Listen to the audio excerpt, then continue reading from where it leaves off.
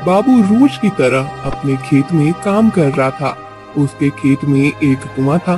बाबू उस कुएं के पास आता है और इस कुएं में तो एक लोटा पानी भी नहीं है।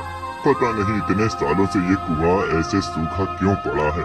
अपने खेत में कुआं होते हुए भी मुझे दूसरों के कुएं से पानी का प्रबंध करना पड़ता है।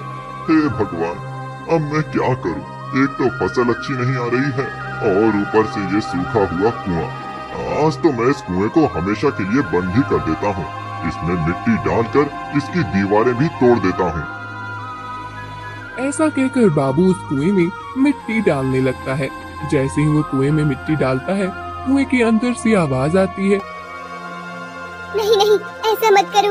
इस कुएं में मिट्टी मत डालो, इसे मत बंद करो। वो आवाज सुनकर बाबू हक्का बक्का रह जाता है।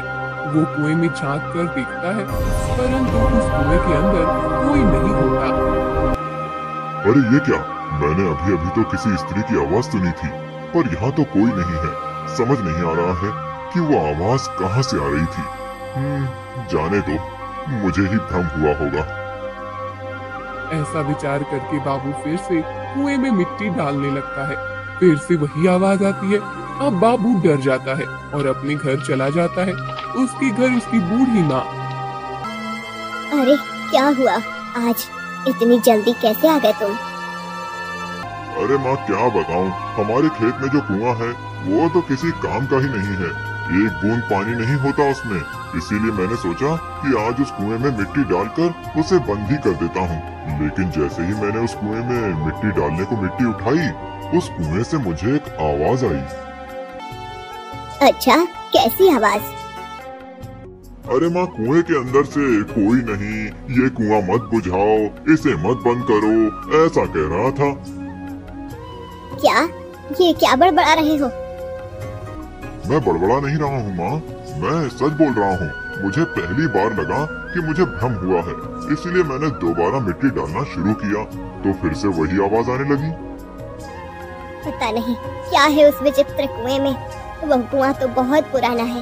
तुम्हारे दादाजी कहते थे कि उनके भी दादा परदादा के जमाने से भी पुराना वो कुआं है। क्या वो कुआं इतना पुराना है?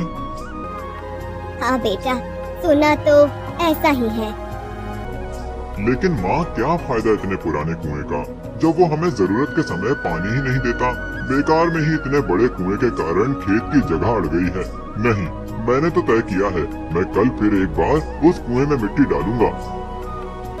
बेटा, जो भी करना सोच समझ कर करना। अगले दिन बाबू फिर से एक बड़े बर्तन में मिट्टी भर लेता है और उस कुएं में डालने ही वाला होता है कि तभी नहीं, इस कुएं को बंद मत करो, इसमें मिट्टी मत डालो। अब तो बाबू बुरी तरह से डर जाता है। वो समझ जाता है कि बार बार ऐसा भ्रम नहीं हो सकता। जरूर इस विचित्र कुएं का कोई रहस्य होगा। उसे अब खेत में काम करने में भी डर लगने लगता है। वो अपने घर वापस आने लगता है। तभी उसे रास्ते में एक साधु मिलते हैं। प्रणाम बाबा। कल्याण हो पुत्र। क्या हुआ पुत्र? ऐसे घबराते हुए कहाँ जा रहे हो? जा रहे हो नहीं, कहाँ से आ रहे हो पूछिए बाबा। मेरे खेत में विचित्र घटना घटित हुई है। विचित्र घटना? ऐसा क्या हुआ है? साधु बाबा, मेरे खेत में एक कुआं है। उस कुएं में सालों से पानी की एक बूंद नहीं है। इसीलिए मैंने उस कुएं को हमेशा के लिए बंद करने का विचार किया। तब उस कुएं के अंदर से विचित्र आवाजें आने लगी।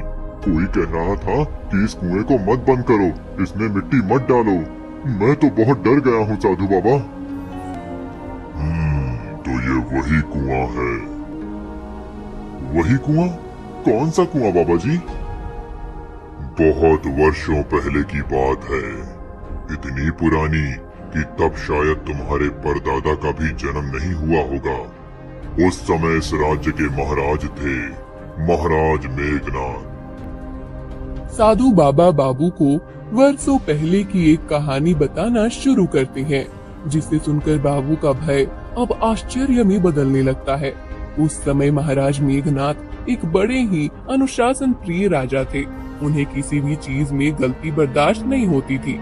उनकी एक बहुत सुंदर पत्नी थी, महारानी प्रेमलता। एक दिन हमारे YouTube चैनल @cartoon78 को सब्सक्राइब करें।